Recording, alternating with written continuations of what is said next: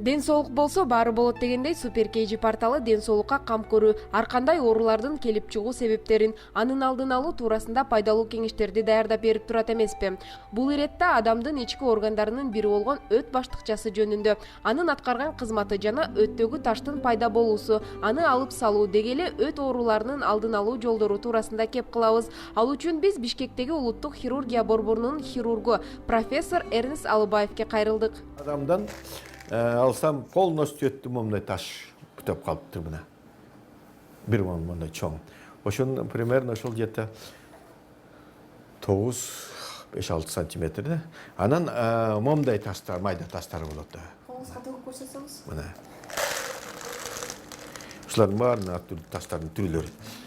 Өт баштыкчасы бордун алдында жайгашкан орган, узундугу 8 сантиметрден 14 сантиметрге чейин, ал эми туурасы 3 сантиметрден 5 сантиметрге чейин жетет. Өттүн негизги кызматы майлуу тамактарды сиңирүү. Адам жеген тамактар ашказанга барып түшкөн сайын өт баштыкчасы жыйрылып, өт суюктугу 12 эле ичегиге куюлуп турат жана андагы тамактагы майларды эритип, алардын организмге сиңишине көмөктөшөт. Өт баштыкчасы деп атам, өттүн суюктугу эмнеден турат? Өттүн суюктугу 97% суудан турат. 3% ичинде 2% туз кислота, то есть өттүн тузу, анан өттүн кислотасы, анан пигменттер деп коет, холестерин, билирубин деген пигменттерден турат, примерно 3%. Хирург Эрнест Алыбаевдин айтымында өттө таштын пайда болуусуна 2 фактор себеп болот. Өт баштыкчасында өт суюктугунун туруп калуусу жана зат алмашуунун бузулушу менен баштыкчада туздардын деңгээлинин жогорулашы. Өттөгү кислотасы, өттөгү туз менен холестериндин ортосундагы тең салмактуулугу жоголот да, жоголот.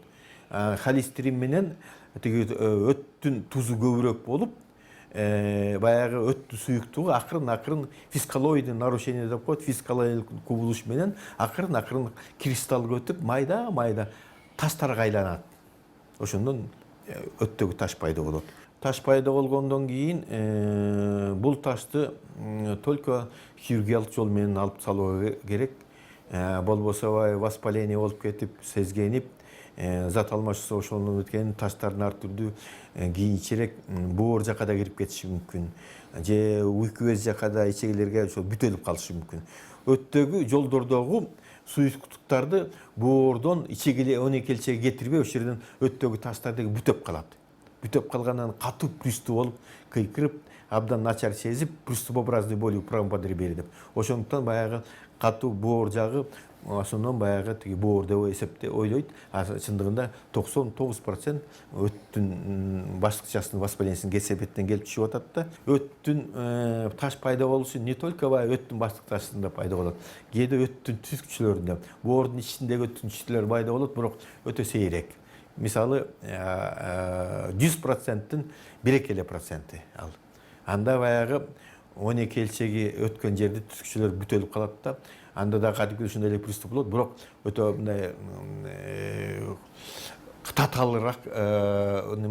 татаалыраак болот операция жагынан да, баягы неметкенде. Анан боорду да 1,5 литр суюктук 12 элчеге өтпөй, ошо денеси саргарып кеткен күндөрү болот. Мындан 15-20 жыл мурун өт баштыкчасында таш пайда болгондо өтө катуу оорутпаса бейтаптар дары-дармектер менен дарыланып жүрө беришкен. Акыркы 15 жыл ичинде дүйнө жүзүндөгү окумуштуулар биригип, өттөгү таштын санына карабай бир таш болсо да аны хирургия жолу менен гана алып салуу, башкача айтканда оорунун тереңдеп кетишине жеткирбөө керек деген бир пикирге келишкен дейт хирург Эрнест Алыбаев. Бүткүл дүйнө жүзүндө өнүккөн өлкөлөрдө, Япония болуп, Америка болуп, бүткүл дүйнө жүзүндө бул өттүн ташын, момундай ташын көрдүңөр, только хирургиялык жол менен алыш керек.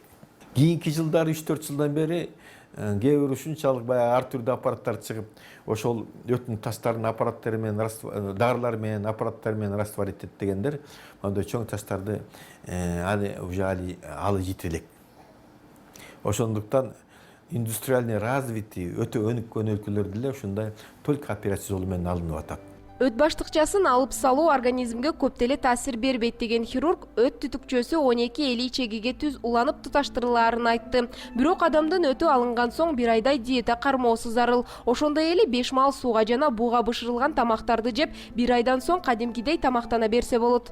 Адистин берген кеңеши боюнча өтүн сезгенүүсүнүн алдын алуу үчүн убагында туура тамактануу, куурулган майлуу тамактарды азайтып, кайнатма тамактарды көбүрөөк жеп ичүү керек. Гени өзгөртүлгөн азыктарды мүмкүн болушунча колдонбоо, жугуштуу ооруларга чалдыкканда дарылануу жана эң башкысы өт ооруларында дароо врачка кайрылуу кажет. Өт баштыкчасын алып салганда, значит тиги өттөгү бу түтүкчө аркылуу өтүп аткан суюктук түз эле шыр 12 элчеге келип түшүп турат. Эч кандай таасири тийбейт. Таасирин тийгизген баягы гланды алып салгандай өт баштыкчасы.